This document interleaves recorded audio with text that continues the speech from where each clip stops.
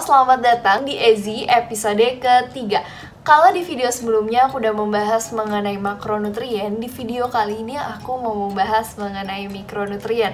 Sebelumnya aku review dulu, nutrien ini dibagi menjadi dua, ada makronutrien dan juga ada mikronutrien. Makronutrien adalah nutrien yang dibutuhkan oleh tubuh dalam jumlah yang cukup banyak, biasanya ini dalam bentuk gram. Makronutrien sendiri dibagi menjadi tiga, ada karbohidrat, protein, dan juga lemak. Untuk pembahasan mikronutrien, kita langsung aja ke pembahasannya. Berkebalikan dari makronutrien, mikronutrien adalah nutrien yang dibutuhkan oleh tubuh dalam jumlah yang sedikit. Meskipun dibutuhkan dalam jumlah yang sedikit, mikronutrien ini memegang peranan penting dalam berbagai metabolisme tubuh. Kekurangan mikronutrien dapat menyebabkan terganggunya fungsi keseimbangan tubuh. Jadi bisa dibilang mikronutrien ini adalah si kecil yang kaya akan manfaat. Mikronutrien terdiri dari vitamin dan juga mineral. Mineral sendiri ini dibagi menjadi makromineral dan juga mikromineral. Makromineral adalah mineral yang dibutuhkan oleh tubuh seminimal-minimalnya adalah 100 mg per harinya. Contohnya adalah kalsium dan fosfor. Sedangkan mikromineral adalah mineral yang dibutuhkan oleh tubuh kurang dari 100 mg per hari. Contohnya adalah seng dan besi. Mikronutrien bisa didapatkan dari makanan dan juga suplemen. Kenapa? Karena tubuh kita tidak mampu untuk memproduksi mikronutrien dalam jumlah yang sesuai dengan kebutuhan kita. Di sini aku nggak akan bahas satu-satu mengenai vitamin dan juga mineral. Tapi teman-teman bisa baca secara lebih rinci di buku Prinsip Ilmu Gizi Dasar karya Sunita Al-Matsir. Bukunya nanti aku taruh di sebelah sini. Dan juga teman-teman bisa searching di website atau di internet karena di situ banyak banget yang bakal teman-teman temuin dan teman-teman bisa explore.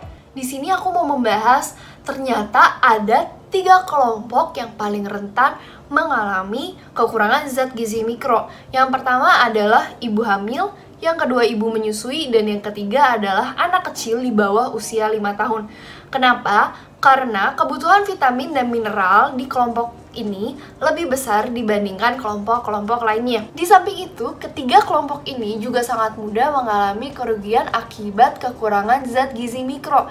Misalnya, bagi ibu hamil, kekurangan zat gizi mikro ini dapat meningkatkan risiko kematian saat melahirkan dan juga dapat meningkatkan risiko bayi lahir dengan berat badan yang rendah. Lalu, bagi ibu menyusui, status gizi mikronya ini akan menentukan kesehatan, perkembangan, dan juga pertumbuhan bayi yang disusuinya, terutama pada usia 6 bulan pertama setelah bayi lahir. Sedangkan bagi anak kecil, kekurangan zat gizi ini dapat meningkatkan risiko kematian pada anak yang disebabkan karena penyakit menular dan juga dapat menyebabkan gangguan fisik dan perkembangan mental si anak. Kalau misalkan kita kekurangan mikronutrien ini dapat meningkatkan risiko terserang penyakit menular dan juga kematian akibat dari campak, diare, paru-paru, dan juga malaria. Nah, kondisi ini merupakan bagian dari 10 penyebab kematian yang paling banyak di dunia. Nah, WHO sendiri melansir bahwa lebih dari 2.000 juta penduduk di dunia mengalami kekurangan vitamin dan mineral, yaitu untuk vitamin A, untuk yodium, seng, dan juga besi. Di mana zat besi ini dapat membuat kita terhindar dari anemia, sedangkan seng sendiri berfungsi dalam berbagai metabolisme di dalam tubuh, seperti untuk metabolisme karbohidrat, protein, dan juga lemak. Seng juga berfungsi untuk fungsi reproduksi, fungsi untuk kekebalan tubuh, dan juga dia dapat meningkatkan nafsu makan dan juga untuk kesehatan tulang kita. Sedangkan yodium sendiri itu berfungsi sebagai sintesa hormon tiroid, di mana hormon tiroid ini berfungsi untuk pengaturan suhu tubuh, metabolisme tubuh, dan pembentukan sel darah merah. Nah, teman-teman pastinya nggak mau dong kekurangan mikronutrien ini. Nah, untuk terhindar dari kekurangan mikronutrien ini, teman-teman bisa makan makanan yang seimbang. Makanan yang seimbang itu teman-teman bisa pakai panduan piring makanku. Dalam piring makanku ini ada lauk pauk, ada makanan pokok, ada sayuran dan juga buah-buahan, serta air putih. Air putih ini membantu untuk penyerapan zat-zat atau nutrien yang udah masuk ke dalam tubuh teman-teman. Terus biasanya pemerintah juga melakukan fortifikasi atau penambahan zat tertentu di dalam makanan. Jadi biasanya itu fortifikasinya kalau yang di Indonesia ini baru pada minyak dan juga tepung.